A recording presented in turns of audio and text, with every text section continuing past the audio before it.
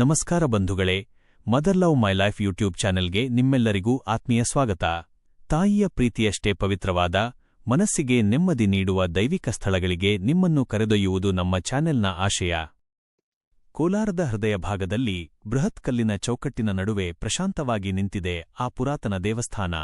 ಅದೇ ಮಹಾಶಕ್ತಿ ಸ್ವರೂಪಿಣಿ ಕೋಲಾರ ಜಿಲ್ಲೆಯ ಅಧಿದೇವತೆ ಕೋಲಾರಮ್ಮನ ದೇವಸ್ಥಾನ.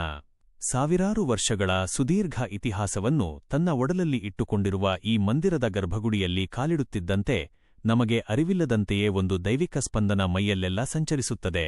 ಕೋಲಾರಮ್ಮ ಎಂದರೆ ಕೇವಲ ಒಬ್ಬ ದೇವತೆಯಲ್ಲ, ಈ ಮಣ್ಣಿನ ಜೀವನಾಡಿ. ಈ ಕ್ಷೇತ್ರಕ್ಕೆ ಬಂದಾಗ ನಮಗೆ ಕೇಳಿಬರುವ ಅತಿ ಸುಂದರವಾದ ಐತಿಹಾಸಿಕ ಮತ್ತು ದೈವಿಕ ಕಥೆಯಿದು. ಚೋಳರ ಕಾಲದ ದೈವಿಕ ಸ್ಪರ್ಶ ಮತ್ತು ಚಾಮುಂಡೇಶ್ವರಿಯ ಸ್ವರೂಪ ಇತಿಹಾಸದ ಪುಟಗಳನ್ನು ಮಗುಚಿ ನೋಡಿದರೆ, ಈ ದೇವಸ್ಥಾನವು ಸುಮಾರು 11ನೇ ಶತಮಾನದ ಚೋಳರ ಆಡಳಿತಾವಧಿಯಲ್ಲಿ ಪ್ರಸಿದ್ಧಿಗೆ ಬಂತು. ಚೋಳರಾಜರಾದ ಪ್ರಥಮ ರಾಜೇಂದ್ರ ಚೋಳ ಹಾಗೂ ಗಂಗಾ ಅರಸರು ಈ ದೇವಸ್ಥಾನಕ್ಕೆ ದೊಡ್ಡ ಮಟ್ಟದ ಕೊಡುಗೆಗಳನ್ನು ನೀಡಿದ್ದಾರೆ. ಈ ಮಂದಿರವು ದ್ರಾವಿಡ ಶೈಲಿಯ ಅತ್ಯುತ್ತಮ ಕಲ್ಲಿನ ಕೆತ್ತನೆಗಳಿಗೆ ಸಾಕ್ಷಿಯಾಗಿದೆ. ಕೋಲಾರಮ್ಮ ಎಂದರೆ ಸಾಕ್ಷಾತ್ ಮಹಿಷಾಸುರ ಮರ್ದಿನಿ, ಅಂದರೆ ಚಾಮುಂಡೇಶ್ವರಿಯ ಸ್ವರೂಪ. ದುಷ್ಟಶಕ್ತಿಗಳನ್ನು ಸಂಹಾರ ಮಾಡಿ ಧರ್ಮವನ್ನು ರಕ್ಷಿಸಲು ಅವತರಿಸಿದ ಉಗ್ರರೂಪಿಣಿ. ಗರ್ಭಗುಡಿಯಲ್ಲಿ ಕೋಲಾರಮ್ಮನ ಮೂರ್ತಿಯು ಅತ್ಯಂತ ತೇಜೋಮಯವಾಗಿ ಶಕ್ತಿಶಾಲಿಯಾಗಿ ಕಂಗೊಳಿಸುತ್ತದೆ. ದೇವಿಯ 8 ಕೈಗಳಲ್ಲಿ ಶಸ್ತ್ರಾಸ್ತ್ರಗಳಿದ್ದು ರಾಕ್ಷಸನನ್ನು ಸಂಹಾರ ಮಾಡುವ ಭಂಗಿಯಲ್ಲಿದ್ದರೂ ತನ್ನ ಭಕ್ತರನ್ನು ಸಲಹುವ ಪ್ರೀತಿಯ ತಾಯಿಯಾಗಿ ಇಲ್ಲಿ ನೆಲೆಸಿದ್ದಾಳೆ. ಚೆಲುವಮ್ಮ ಮತ್ತು ಶಕ್ತಿಯ ಮಹತ್ವ. ಕೋಲಾರಮ್ಮ ದೇವಸ್ಥಾನದ ಮತ್ತೊಂದು ವಿಶೇಷವೆಂದರೆ ಇಲ್ಲಿರುವ ಚೆಲುವಮ್ಮ ಸಪ್ತಮಾತೃಕೆಯರಲ್ಲಿ ಒಬ್ಬರಾದ ಬ್ರಾಹ್ಮಿ.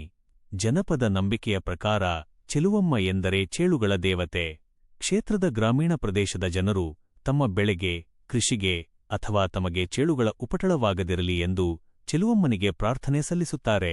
ಇಲ್ಲಿರುವ ಒಂದು ಸಣ್ಣ ರಂಧ್ರಕ್ಕೆ ನಾಣ್ಯಗಳನ್ನು ಹಾಕಿ ಪ್ರಾರ್ಥಿಸಿದರೆ ಚೇಳಿನ ಕಡಿತದಿಂದ ರಕ್ಷಣೆ ಸಿಗುತ್ತದೆ ಹಾಗೂ ಕೃಷಿಯಲ್ಲಿ ಅಭಿವೃದ್ಧಿಯಾಗುತ್ತದೆ ಎಂಬ ಬಲವಾದ ನಂಬಿಕೆ ಶತಮಾನಗಳಿಂದ ನಡೆದುಬಂದಿದೆ.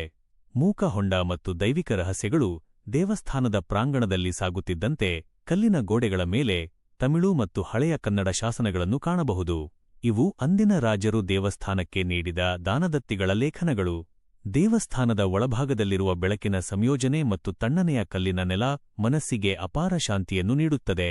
ಹಿಂದಿನ ಕಾಲದಲ್ಲಿ ಕೋಲಾರವನ್ನು ಕೋಲಾಹಲಪುರ ಎಂದು ಕರೆಯಲಾಗುತ್ತಿತ್ತು. ಯುದ್ಧಗಳ ಕೋಲಾಹಲವನ್ನು ಶಮನಗೊಳಿಸಿ ನಾಡಿಗೆ ಶಾಂತಿಯನ್ನು ತಂದಿತ್ತ ದೇವತೆಯೇ ಈ ಕೋಲಾರಮ್ಮ.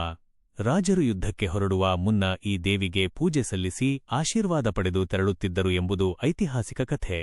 ಕರಗ ಮಹೋತ್ಸವ ಮತ್ತು ಇಂದಿನ ವೈಭವ. ಪ್ರತಿವರ್ಷ ನಡೆಯುವ ಕೋಲಾರಮ್ಮನ ಕರಗ ಮಹೋತ್ಸವ ಈ ಕ್ಷೇತ್ರದ ಅತಿದೊಡ್ಡ ಹಬ್ಬ. ಇಡೀ ಕೋಲಾರ ನಗರವೇ ದೀಪಾಲಂಕಾರಗಳಿಂದ ಕಂಗೊಳಿಸುತ್ತದೆ. ಕರಗ ಹೊತ್ತ ಪೂಜಾರಿ ದೇವಸ್ಥಾನದಿಂದ ಹೊರಬರುತ್ತಿದ್ದಂತೆ ಸಾವಿರಾರು ಭಕ್ತರು ಗೋವಿಂದ ಗೋವಿಂದ ಎಂದು ಜಯಘೋಷ ಕೂಗುವ ದೃಶ್ಯ ಮೈ ನವಿರೇಳಿಸುತ್ತದೆ. ಜಾತಿಮತಗಳ ಭೇದವಿಲ್ಲದೆ ಎಲ್ಲರೂ ಒಟ್ಟಾಗಿ ಆಚರಿಸುವ ಈ ಉತ್ಸವ ಕೋಲಾರಮ್ಮನ ಕೃಪೆ ಈ ನಾಡಿನ ಮೇಲಿದೆ ಎಂಬುದಕ್ಕೆ ಸಾಕ್ಷಿ. ಕೋಲಾರಮ್ಮ ಕೇವಲ ಶಿಲೆಯಲ್ಲ, ಈ ಮಣ್ಣಿನ ಭಕ್ತಿ ಮತ್ತು ಸಂಸ್ಕೃತಿಯ ಜೀವಂತ ಸಂಕೇತ. ನೀವು ಎಂದಾದರೂ ಕೋಲಾರಕ್ಕೆ ಭೇಟಿ ನೀಡಿದರೆ ಕಲ್ಲಿನ ಕೆತ್ತನೆಗಳ ನಡುವೆ ಮೌನವಾಗಿ ಕುಳಿತು ಆ ದೈವಿಕ ಸ್ಪಂದನವನ್ನು ಅನುಭವಿಸುವುದನ್ನು ಮರೆಯಬೇಡಿ.